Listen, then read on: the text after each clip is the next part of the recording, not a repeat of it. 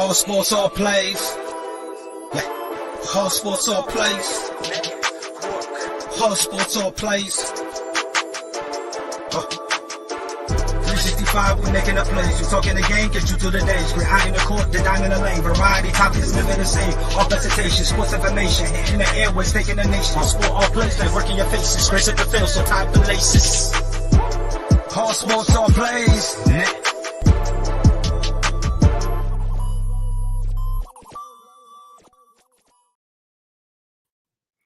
Well, good afternoon, everybody. It's your boy Freddie Henderson with All Sports All Plays Network.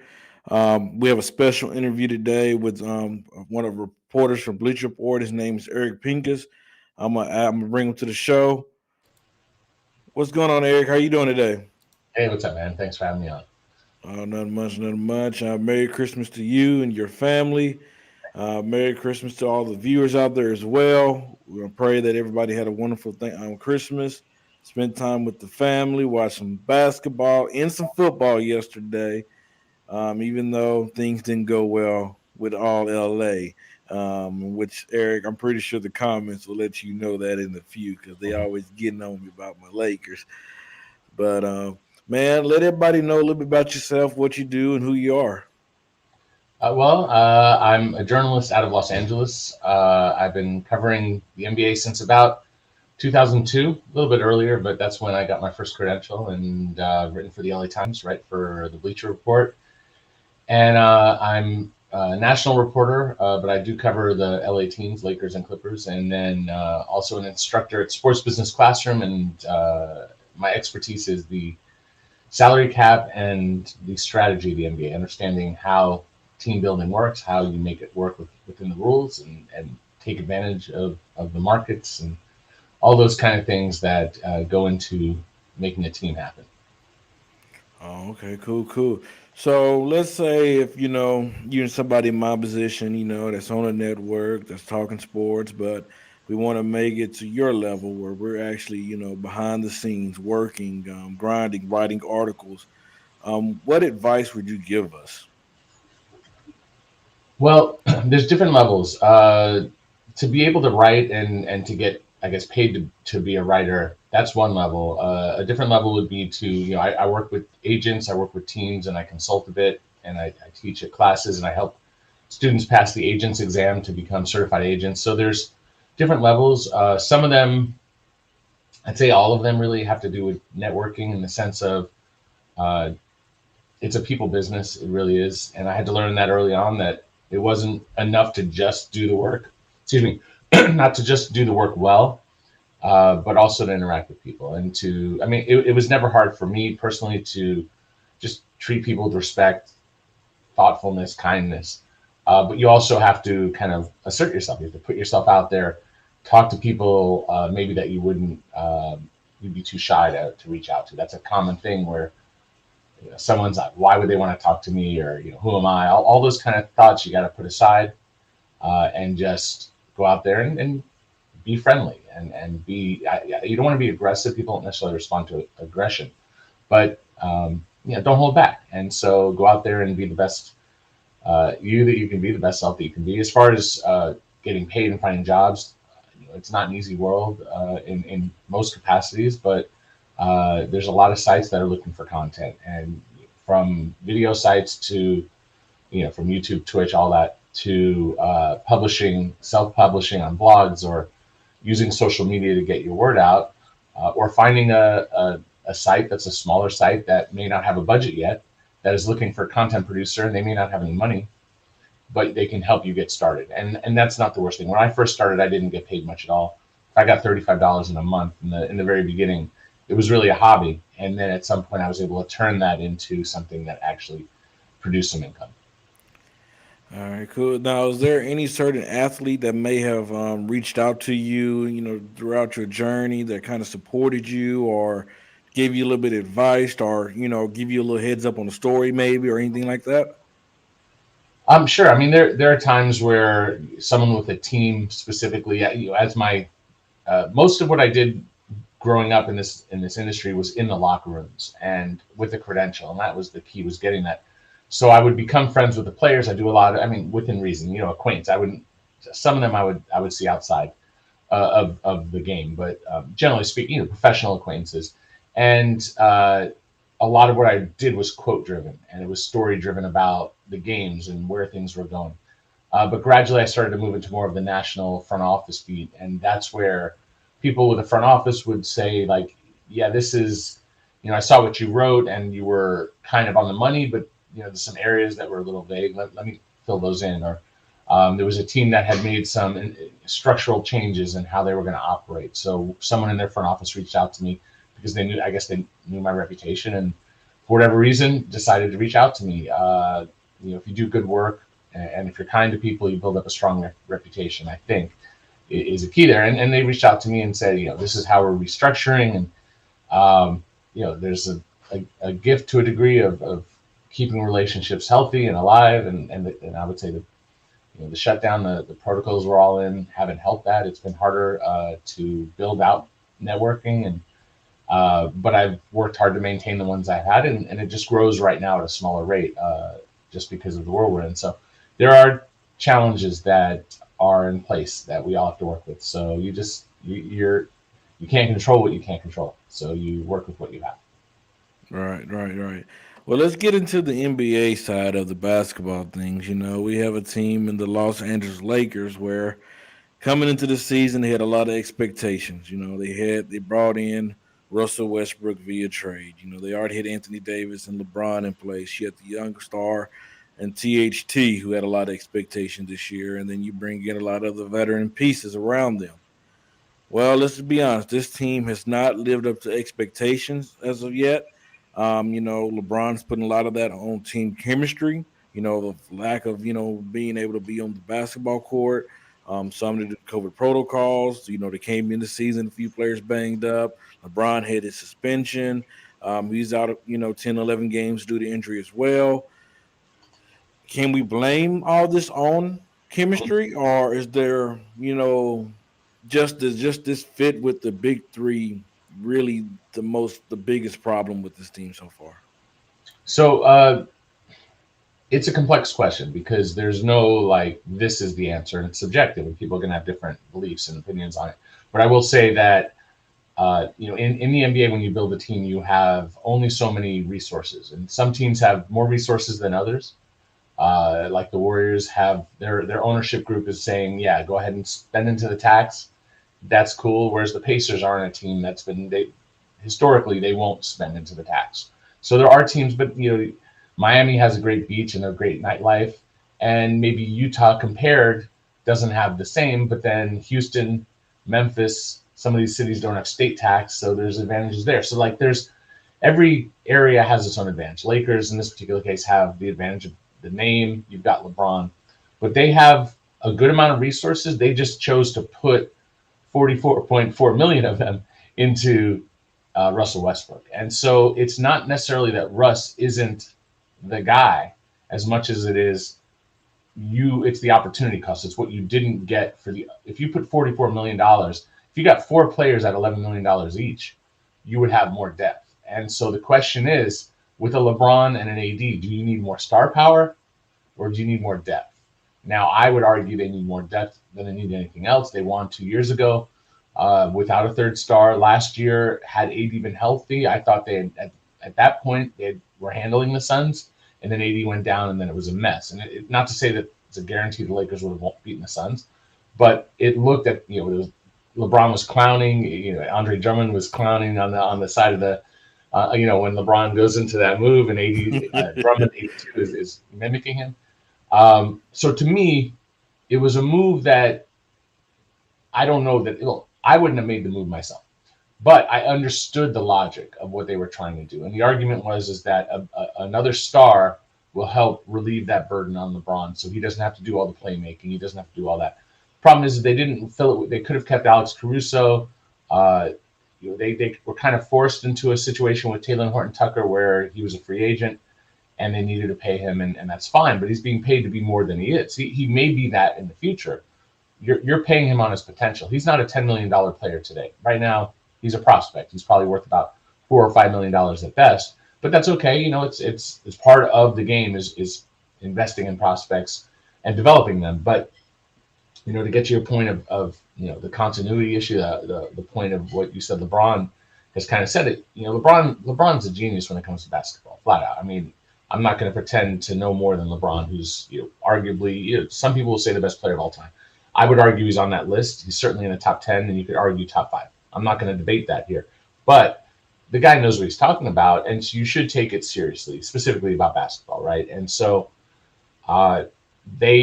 a team that has so many resources invested in 3 guys, they don't have a lot of resources invested in anyone else. And we said Taylor Horton Tucker is a prospect, so they're over-invested in a guy who's not ready. The only other guy they have that's over the minimum is Kendrick Nunn. He hasn't played a game yet.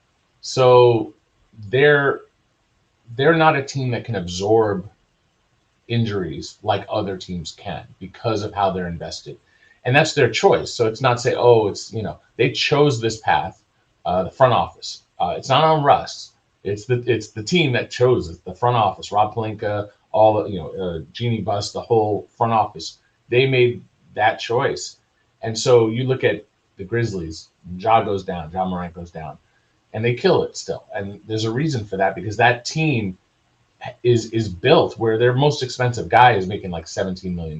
Like, their resources are throughout their roster with depth. They don't have as high of an upside as the Lakers, I would argue. But that team is just through and through. Like, you go to Tyus Jones, and Tyus Jones is like a legit real point guard. He doesn't worry about scoring. He sets up your guys. He gets assists, led the league last year in assist to turnover ratio. Is he a flashy name? No, but he's going to get the job done. They got Desmond Bane. They've got, Jaren Jackson Jr. Off the bench, Brandon Clark, Kyle Anderson. You just go down the list, and I'm leaving out guys. Dylan Brooks, it's a really good team through and through. They don't have the big star yet, except Ja. Ja is, miracle, right? Love Ja, but that's just not how the Lakers are built. They're not going to be able to cope with injuries and the pandemic and Nunn being out and AD being out and all that like the other teams can. That's just not how they're built. If they get healthy and they're fully themselves by the playoffs, I think they're arguably 3rd or 4th best in the West. I don't think they're as good as the Suns or the Warriors. I think they might be 1 or 2 pieces away from being that, not even massive pieces, role player pieces. But right now, it's pure chaos. It's garbage basketball. I mean, they've had some stretches where they played well in that run against the Nets, but you're playing the Nets with no Kyrie, no Durant. They're depleted. The Lakers can't beat anyone right now, and I get it. I know the fans don't, but I understand what's going on. So speaking of the LeBron is like going on this crazy stretch right now where, I bet you going into the season nobody would have expected LeBron to be playing on the level that he has been playing on. Like, LeBron is just like averaging like 31, I think, the last 5 games, something like that. I mean, it's just crazy.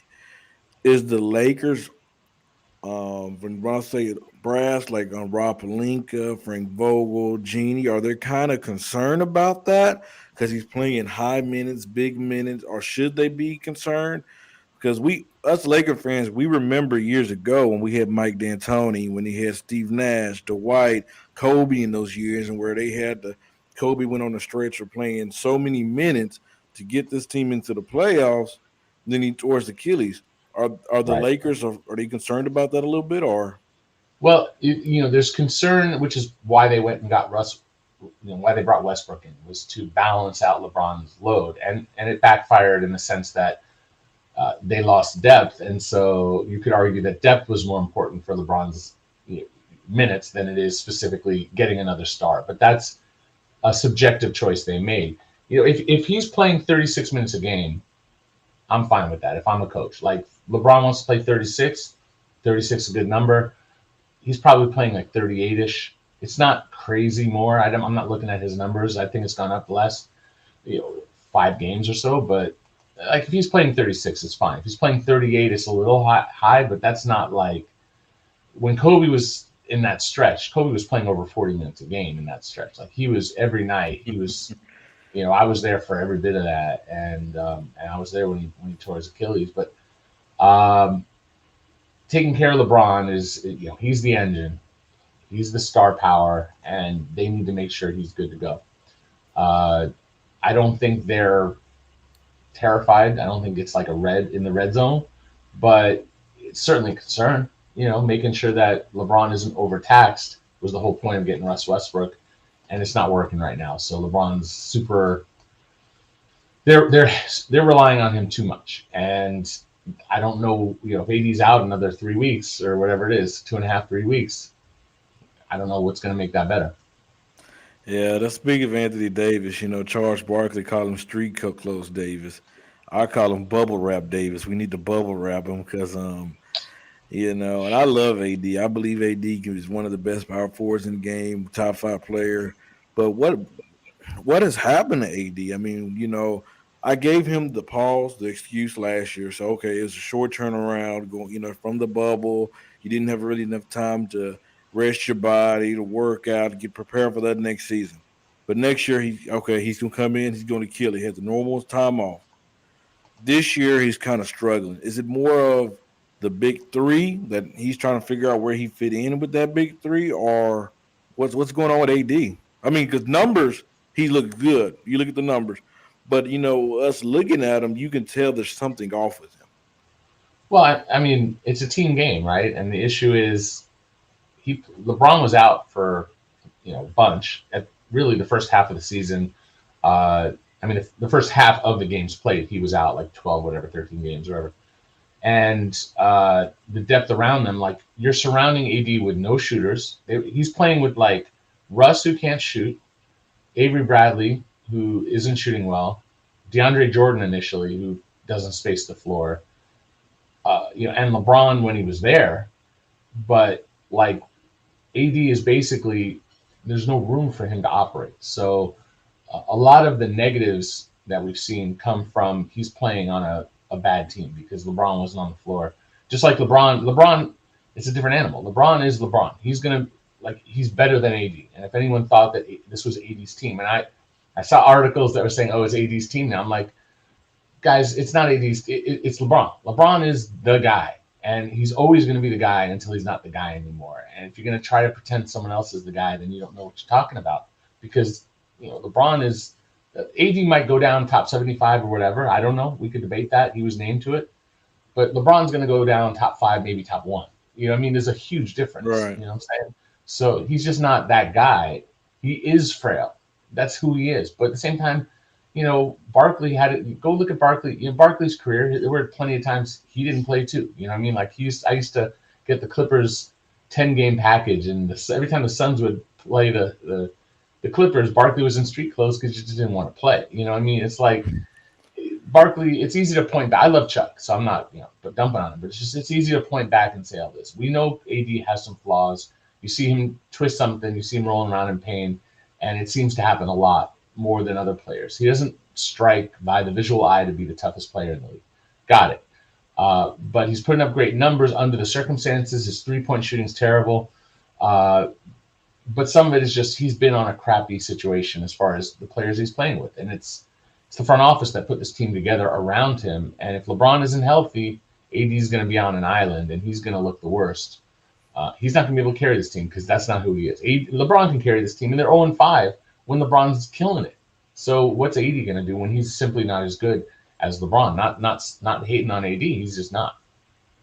All right, a lot of NBA fans, said the Lakers made a mistake by trading for Anthony Davis because they did give, up a big load of young players up. And my stand is, hey, anytime you're able to get a chance of Anthony Davis to go on a championship run, you do it because it's not easy winning championships in this league.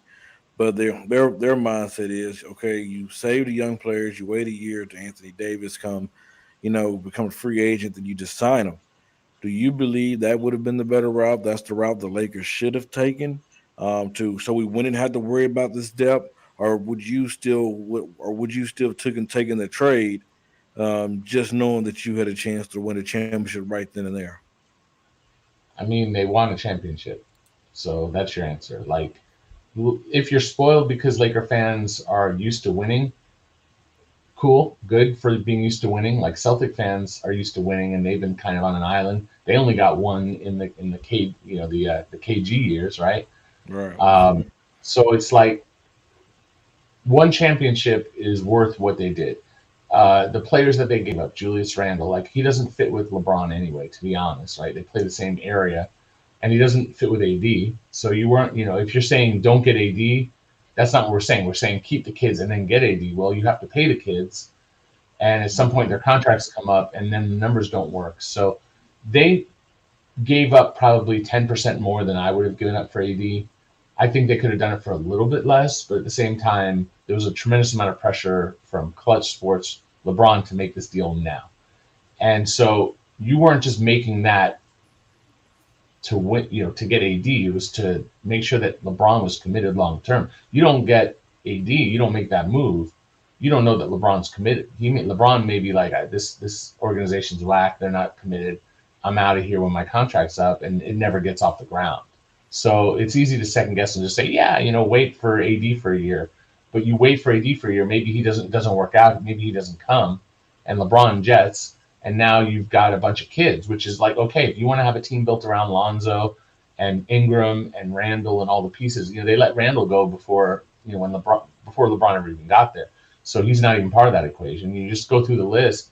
D'Lo they let go before too. Mm-hmm. So it's like, what are we talking about? Like keeping Lonzo and Ingram and hoping you're a winner? It's like, that's just not going to happen. It's like you have LeBron, you have the chance to get AD. Like I said, I think they gave up a little more than they needed to be honest. But at the same time, it is what it is. They didn't hold back, and I respect that they didn't hold back. It was like the chance of not getting him outweighed, and the ramifications of not getting him outweighed overpaying a little bit. So what? You overpay 10% or whatever, you do it if that's what it takes to win a championship. They win a championship. Last year, as I said, I thought they had the Suns in a really good place before AD got hurt. And you say, oh, AD always gets hurt. Well, I mean, Jimmy Butler always gets hurt. Jimmy Butler's missed the same amount of time that AD has over this last 4 years or whatever it is, like roughly. I'm saying? It's like KD missed a whole lot of time. Clay's missing a whole lot of time. Durability is crazy. I mean, LeBron's missed more time in the last few years than he has his whole career. It's just it's a tough league. It is what it is. And AD's not any more susceptible. I mean, Giannis, he's not Giannis, right? Sure. But is that, do you look at AD and that's a negative that he's not Giannis? No, it's like, okay, fine. If he's the second or third best player at his position, okay, it's still pretty awesome considering you have LeBron, who's arguably still the best player in the league. If you want to argue that, we can debate it, but you can certainly argue it.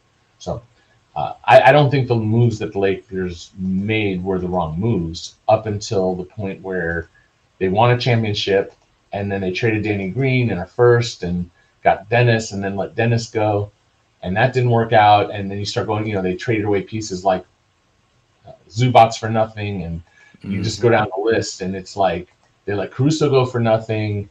A lot of the moves they made haven't borne fruit, but at the same time, they won a championship. And last year, had they won last year, then maybe we're still having a different conversation. I think the continuity and lack of focus on defense from the front office has been a problem, but that's where we are. All right, my last question for you. Before, all the players and Coach Vogel went on, this COVID protocol, a lot of people was calling for Frank Vogel's job, saying, oh, you're this defensive-minded coach, hey, the Lakers don't look good defensively, they're not bought in, blah, blah, blah, blah. Okay, well, you didn't see him now, I think 3 or 4 games with David Fisdale. They haven't won. So it looked like it's more than a coaching problem than anything. Do you believe Frank Vogel should lose his job, or what is your mindset on that? So, I talk to a lot of people with a lot of different teams, and I've yet to find anybody with another team who thinks any of this is Vogel's fault. Laker fans do. I think the media surrounding the Lakers, who are inundated on Twitter with fans asking about his job and all that, and then the team not underperforming, it becomes a natural question. I would say that Vogel around the league is perceived as an adequate offensive coach and a high-level defensive coach. But that also the Lakers traded away almost all of their defensive personnel. Mm-hmm. The only ones left are old in the case of Ariza and was hurt. And no one understands that around the league why the Lakers let Caruso go. You could say money, but that the lack of a focus on building a complete roster that is good on both sides of the ball and understands the concepts of what it takes to win in this league. That's the perception of Lakers screwed that up. So from the perspective of Vogel, like I talked about how AD's not all that this year because of the guys he's playing with, and we talked about how LeBron is out there putting up crazy numbers and they're 0-5.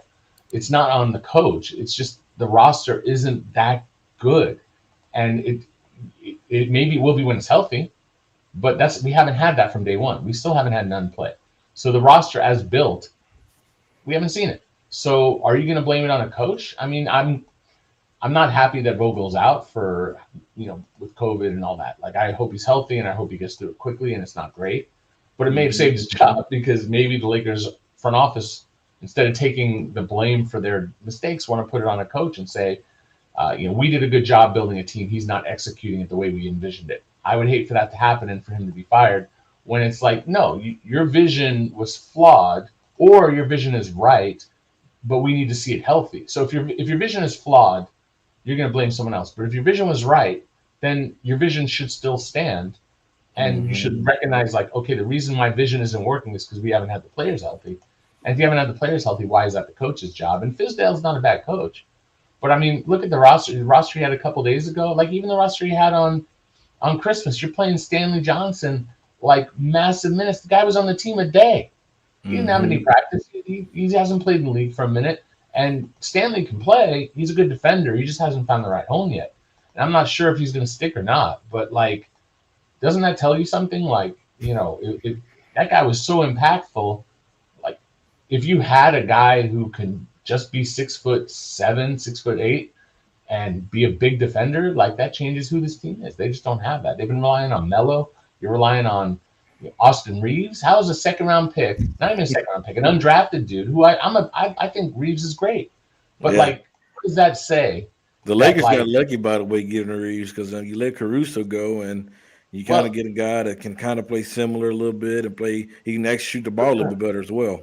Well, I mean, Lakers scouting has been great. If you go back to last 6 years or so, their scouting has been tremendous. They found a lot of players deep in the first, deep in the second, and Josh Hart, Alex Caruso outside of the draft altogether in the G League. Like, that's the strength of the team, and like whatever. Like, I get it. Like, they have to trade picks to win in their point of view, but like maybe don't trade so many picks when if that's your best. One of your best attributes is drafting or finding players. Like, anyway, but a guy like Reeves is a great story, but should he be outperforming guys who've been in the league all this time? No. Like, that just tells you, like, there's pieces missing, and it's not, like I said, it's a combination of the makeup of the team, the resources invested in Westbrook, letting Caruso go, and most importantly, it's the injuries and the protocols. And every team's going through it, and some teams are better suited to handle it than the Lakers because they're just too top-heavy. I promise it's my last question. With the trade deadline coming up, and is it possible that the Lakers can kind of fix their mistake by trading Russell Westbrook, or is it going to be like hard to find a trade partner because that contract is heavy for an older player? I mean, I think it was like $91 million on the next year, this year and next year. I mean, it's heavy. I mean, is it possible that they can trade on for him? And God, please no, not Ben Simmons, because I mean, you're bringing in a guy that can't shoot. But the difference between him and Westbrook, that he's afraid he don't attempt to shoot. But he will help on defensively. But I just don't know where the fit is. But can they move on from Russell at this point or no? So I wrote an article on Bleacher that was like speculative, and I came up with some teams where you could argue that maybe, but Westbrook making $47 million next year is a problem, and not every team is going to want to take that on flat out. I would say of 30 teams, 29 other teams, right? Lakers are the one that has them. At best, you're going to find 1, 2, 3 that maybe the Knicks, maybe you could argue the Pacers. I can't see the Sixers now. The reports from Shams Charania of The Athletic was that the Lakers reached out about Simmons, and I was able to confirm that they asked about Simmons. And the only piece that they could make work to get Simmons is Westbrook. So that conversation happened. I don't think it got very far, but it existed. And maybe the Sixers have a change of heart and view Westbrook in February 10th is the deadline. Maybe they have a change of heart. I don't think they will. I think the Lakers are going to try to trade, if they can, THT, who hasn't been great this season, but maybe a team looks at him as a prospect that they feel is worth developing. And if you include none for his salary and one other guy like a Bazemore or DeAndre Jordan, you can get to a Jeremy Grant. You can get to a Miles Turner. I don't know if any of those teams value THT enough to get that. So, Lakers don't have much draft picks to offer. They can offer a first in 2027 or 2028, which is way down the line. And most execs view those picks as like a complete shot in the dark. Maybe someone looks at like, well, LeBron's contract's up, AD's contract's up. The Lakers will have to start from scratch by then. Maybe that's a good gamble. But it's a gamble. And teams tend to be risk adverse. They don't like to go and get the maybe. They like to get more of a thing they can be confident in. So I think there are some, like we saw they got Stanley Johnson, made a difference. We'll see how that works out. They aren't that far off from being better. But if they get a player like Jeremy Grant or Miles Turner and then play AD at the 4 and Turner shoots the 3, you get the spacing you don't have with a Dwight or a DeAndre. Now you can play big again, and now you can play Vogel's style of defense again. And it doesn't hurt that your wings are the wings are small. Or if you go Grant, now you go big wing. There's some potential there. Do I think they're going to get something like that done? I'm skeptical. I don't think they have enough to offer. But you asked possible, and certainly possible. Yeah, I think they're gonna try to improve. This is LeBron's window.